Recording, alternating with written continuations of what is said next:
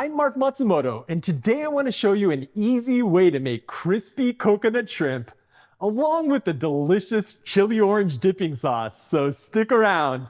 The process is similar to how I make my panko fried shrimp, but using shredded coconut instead of breadcrumbs gets you a uniquely crispy texture as well as the delicious flavor of the coconut. Dip them in this sweet and spicy orange chili sauce, and each bite is like a tropical beach vacation for your taste buds. Sounds good, right?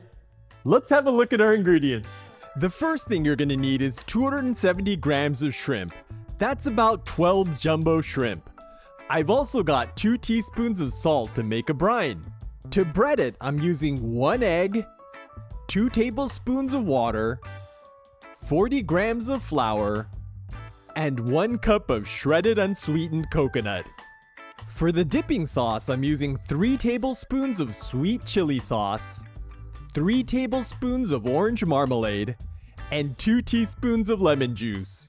To make the sauce, add the sweet chili sauce, marmalade, and lemon juice to a small bowl and stir them together. Pretty easy, huh? Next, I'm gonna add the salt to a cup of water and dissolve it to make a brine. We're gonna be using this to wash our shrimp later, but first we need to peel and devein it. I usually start by digging my fingertips between the legs and the shell, and then you can unwrap the shell from the shrimp like this.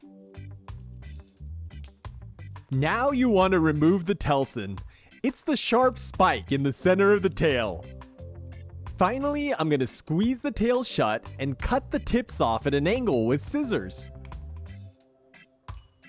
It's nice to leave the tail intact because it gives you something to hang on to, but it tends to get filled with water, which will cause it to pop when you fry it. Removing the telson and cutting the tips off the tails gives the steam a way to escape so it doesn't explode in the hot oil. Once you've got all the shrimp peeled, I'm going to devein it with a toothpick. Just dig the toothpick into the backside of the shrimp off to one side of center and use it to pry the vein up to the surface. You'll need to do this in at least 2 spots to get the whole vein.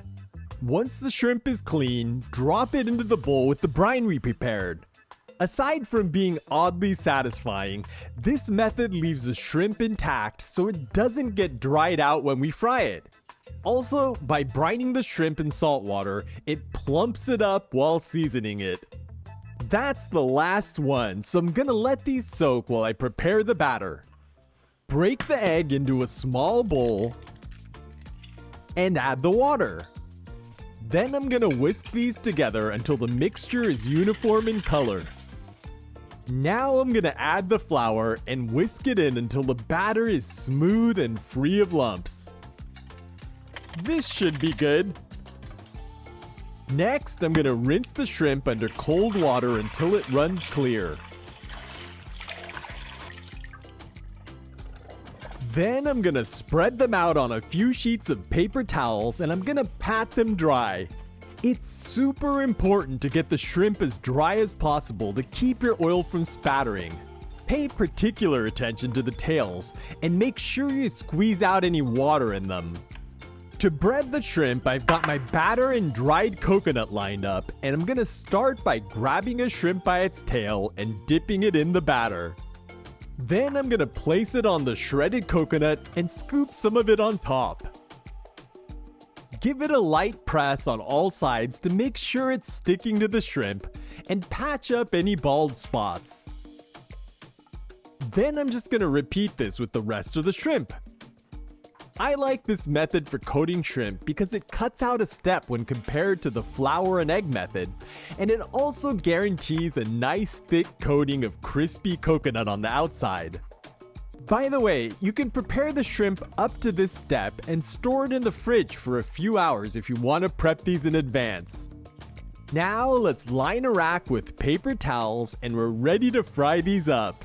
Before I make the sauce, I want to take a moment to thank all of you who have helped to support this channel.